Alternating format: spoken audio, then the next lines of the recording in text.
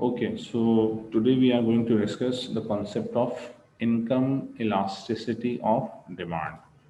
That is, income elasticity of demand. Uh, as you are aware that we have discussed PED and PES up till now. हम PED और PES को discuss कर चुके हैं. PED means price elasticity of demand and price elasticity of supply. सो अगर आप PED कर चुके हैं only then you would be able to understand income elasticity of demand. Otherwise obviously सबसे पहले आपने पीईडी करना होगा और उसके बाद ही आप इनकम इलास्टिसिटी ऑफ डिमांड को समझ सकेंगे, क्योंकि उसमें जो कंपोनेंट्स हैं वो सारे के सारे यहाँ पर अप्लाई होंगे. So we have created a building blocks. वो सारे ब्लॉक्स आपके पास आ चुके हैं. Only you have to arrange them in some particular order. Okay, तो इनकम इलास्टिसिटी ऑफ डिमांड में सबसे पहले मैं आपके साथ चीज़ें शेयर कर रहा हूँ, फिर आपको कॉपी करने का टाइम दूंगा. सो पहले आपने सुनना है हॉर्स है, अभी आपने कॉपी नहीं करना. ओके, तो वाई ई डी में आपके पास तीन लेटर्स आ रहे हैं. वाई का मतलब इनकम, ई का मतलब इलास्टिसिटी और डी का मतलब demand. That is known as Y E D. YED start होती है जो डेफिनेशन इसकी है, that is pretty much similar to the price elasticity of demand. So I just want to recall the price elasticity of demand for you. It measures the responsiveness in quantity demand as per the change in price. That was the idea that you discussed in price elasticity of demand. In similar terms, we make up the definition of income elasticity of demand. Since the variables here are income, one, demand, the other. So we make the definition. It measures the responsiveness in quantity demand as per the change in income. It measures the responsiveness in quantity demand as per the change in income. So yes, we have the formula as well. YED, Y means income, E matlab elasticity, D का मतलब demand. So YED equals to percentage change in quantity demand divided by percentage change in Y. There is no multiply by 100 in the formula. This is a common error that the student normally makes. So YED equals to percentage change in quantity demand divided by percentage change in income. So this is the thing. You have covered definition and you have also covered the formula on a very similar pattern जब आपने PET को discuss किया था. Moving along, इसके आगे बढ़ते हैं. Copy आपने अभी कुछ नहीं करना है, सुकून से आपने इसको पढ़ना है. चीज़ आपके सामने है, रिकॉर्डेड आपके पास ये चीज़ आ जाएगी, तो आप इसको वहाँ से भी देख सकते हो. वाईडी से जो आंसर अब आएंगे हमारे पास, पहले मैं आपको बता दूं कि वाईडी से जो आंसर आते हैं वो तीन तरह से या तीन डायरेक्शंस में आएंगे. सही है, डायरेक्शन से मुराद मेरी ये है. एक आंसर जो अभी आपने फॉर्मूला देखा, आंसर या तो पॉजिटिव में आएगा, पॉजिटिव वैल्यू के साथ आएगा. आंसर या तो नेगेटिव वैल्यू के साथ आएगा, या तो आंसर आएगा जीरो. ठीक है, पॉजिटिव, नेगेटिव और जीरो. ओके जी, हम सबसे पहले केस डिस्कस कर रहे हैं पॉजिटिव का. क्या पॉजिटिव, किस तरह से? जो फार्मूला आपके साथ शेयर हो रहा है या अभी शेयर किया गया है, इस फार्मूले से अगर वैल्यू या वैल्यू में आने वाला जो साइन है, साइन की हम बात करते हैं, अगर साइन पॉजिटिव हो तो ये पॉजिटिव से क्या मुराद है, इस बात को अब हम डिस्कस करेंगे. ओके जी, पहली चीज़ देखें, अगर आंसर हमारा पॉजिटिव आता है that means we are dealing with a normal good. Answer हमारा पॉजिटिव आता है that means we are dealing with a normal good. अब ये नॉर्मल गुड में क्या बातें होंगी? YED का आंसर हो सकता है ग्रेटर देन 1 आए, बिल्कुल पॉसिबिलिटी है, पॉजिटिव तो आ चुका है, मगर YED का आंसर हो सकता है ग्रेटर देन 1 आए. जिस तरह से हमने PED में एग्जाम्पल के साथ बात को समझा था, नंबर्स के साथ बात को समझा था, सेम उसी पैटर्न पे हम यहाँ पर काम करने वाले हैं YED में. सो अगर YED का आंसर पॉजिटिव साइन के साथ आएगा तो हो सकता है ग्रेटर देन 1 आए. तो अगर ग्रेटर देन 1 आए तो प्लस प्लस तो पॉजिटिव यहाँ से आ गया. अब 1.5 का मतलब इलास्टिक डिमांड. ठीक है, इलास्टिक डिमांड. लेस देन 1 आपको याद है PED की वैल्यू की तरह, क्योंकि सारी बातें मैं सिर्फ यहाँ पर असेंबल कर रहा हूँ, सारे कॉन्सेप्ट आप PED में समझ चुके हैं. YED less than 1, plus plus तो आया. लेस देन 1 का मतलब नंबर्स को जरा फोकस करें तो 0.5 इज लेस देन 1. इसको क्या कहा जाएगा? In elastic demand. और YED का आंसर अगर फार्मूला या कैलकुलेशन के बाद 1 आता है तो +1 इसको कहेंगे यूनिटरी इलास्टिक डिमांड, ठीक है। सो पॉजिटिव का मतलब यहाँ पर ये है नॉर्मल गुड। अब जरा देखते हैं डायग्राम किस लिहाज से, किस तरह से बनेगी नॉर्मल गुड की। We make Y axis and X axis. Variables को जरा से गौर से देखिए। गलती आप क्या कर सकते हैं, गलती आप वही करेंगे कि आप वाई एक्सिस पे इनकम की जगह प्राइस को लिखेंगे, ये गलती है, गलती भी ये मेंशन आप हमेशा करते हैं।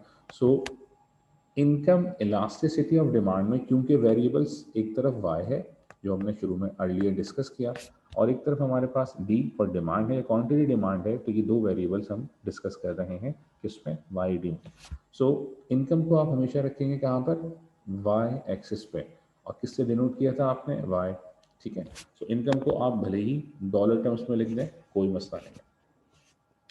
तो यहाँ पर आपने इनकम को डॉलर टर्म्स में लिख दिया इस तरह से, ठीक है। एक बात और, इनकम इलास्टिसिटी ऑफ डिमांड में जो नॉर्मल गुड्स की वैल्यूज है, इसमें आज से पहले आप डिस्कस आपने किया था नॉर्मल गुड को इन्फीरियर गुड को। कब डिस्कस किया था, मैं रिमाइंड करा रहा हूँ, जब आपने non price factors affecting demand को डिस्कस किया था, वहीं पर एक आइडिया था नॉर्मल गुड का, इन्फीरियर गुड का, along with examples. So examples भी हम याद कर लेते हैं, रिकॉल कर लेते हैं, और उन बातों को भी रिमाइंड करते हैं। नॉर्मल गुड्स को आपने कहा था सिम्बॉलिकली पहले आपने इस तरह से लिखा था, और उसके बाद आपने कुछ जुमले याद किए थे, वो मैं आपको सुनाता हूँ। किसी भी गुड की कंजम्पशन, डिमांड या क्वांटिटी डिमांड, आप यहाँ से बात स्टार्ट करते हैं। किसी भी गुड की कंजम्पशन, डिमांड या क्वांटिटी डिमांड में इजाफा इस वजह से हो क्योंकि आदमी की इनकम बढ़ जाए, that is known as a normal good. I repeat, किसी भी गुड की कंजम्पशन, क्वांटिटी डिमांड या डिमांड इस वजह से बढ़ जाए क्योंकि उस आदमी की इनकम बढ़ रही हो, that is known as a normal good, that is known as a normal good. दूसरी तरफ इन्फीरियर गुड कहते हैं किसी भी गुड की कंजम्पशन, डिमांड या क्वांटिटी डिमांड में कमी आ रही हो इस वजह से क्योंकि उस आदमी की इनकम बढ़ जा रही हो, that is known as an inferior good. तो दोनों तरफ आपने इनकम को बढ़ाना है, एक तरफ आपने क्वांटिटी डिमांड को ऊपर किया, एक तरफ आपने क्वांटिटी डिमांड को, कंजम्पशन को नीचे कर दिया, फॉल दिखा दिया। रिकॉल, हमने एग्जाम्पल डिस्कस की थी कि एक साहब अपने घर से ऑफिस जा रहे थे, ठीक है। सो एक एग्जाम्पल थी कार की और एग्जाम्पल थी बस की।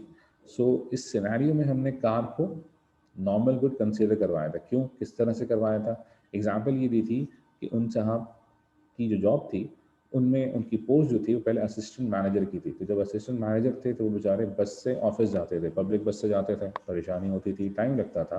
फिर क्या हुआ, इसी एग्जाम्पल को हमने एक्सटेंड किया और फिर हमने कहा कि सर उनकी इनकम में इजाफा हुआ। जैसी इनकम में इजाफा हुआ, दो काम एक साथ हुए, दो काम एक साथ हुए। जैसी इनकम में इजाफा हुआ, पोस्ट चेंज हो गई थी और इनकम बढ़ गई थी।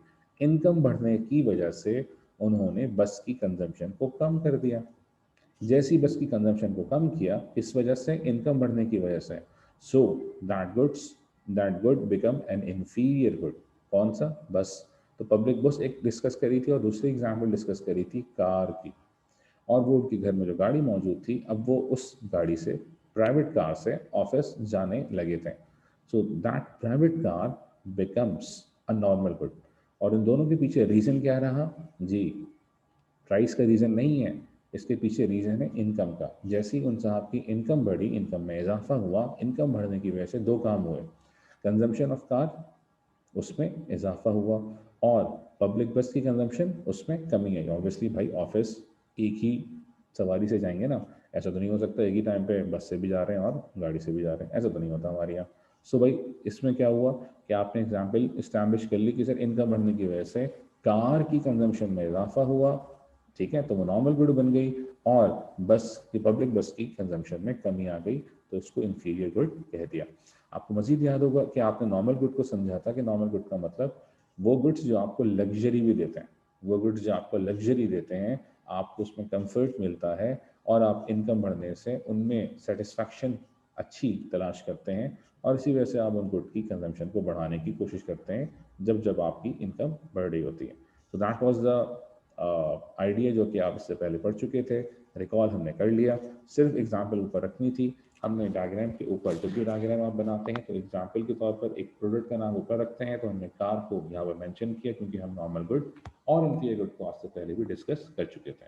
सो आज इस्टेब्लिश कर लिया आइडिया क्या, इनकम बढ़ी और डिमांड भी बढ़ गई। तो आज थोड़ा सा डिमांड का आपको अनयूजुअल लग रहा होगा, मगर आपको हमेशा बताया कि आप किसी भी ग्राफ को हमेशा देखते हैं ग्राफ की डेफिनेशन से। आज जो नॉर्मल गुड को आपने एक्सप्लेन किया उसमें आपने ग्राफ बनाया था क्या, पॉजिटिवली स्लोप। पॉजिटिवली स्लोप का मतलब क्या था कि दुनिया में ग्राफ दो ही किस्म के होते हैं, पॉजिटिवली और इनवर्सली, मेन जो ग्राफ्स होते हैं। और ग्राफ की डेफिनेशन क्या लिख पाई थी, a graph shows relation between two variables. बात याद आ गई, अगर आप shows relation between two variables. तो आज वेरिएबल्स कौन कौन से हैं, एक वेरिएबल इनकम का है और दूसरा वेरिएबल आपके पास क्वांटिटी डिमांड का है। आपने इस प्रोडक्ट को डिस्कस करना है, तो आप डिस्कस क्या कर रहे हैं, इनकम बढ़ने की वजह से क्वांटिटी डिमांड में इजाफा हो रहा है। So as the income increases also the consumption of car increases, that is known as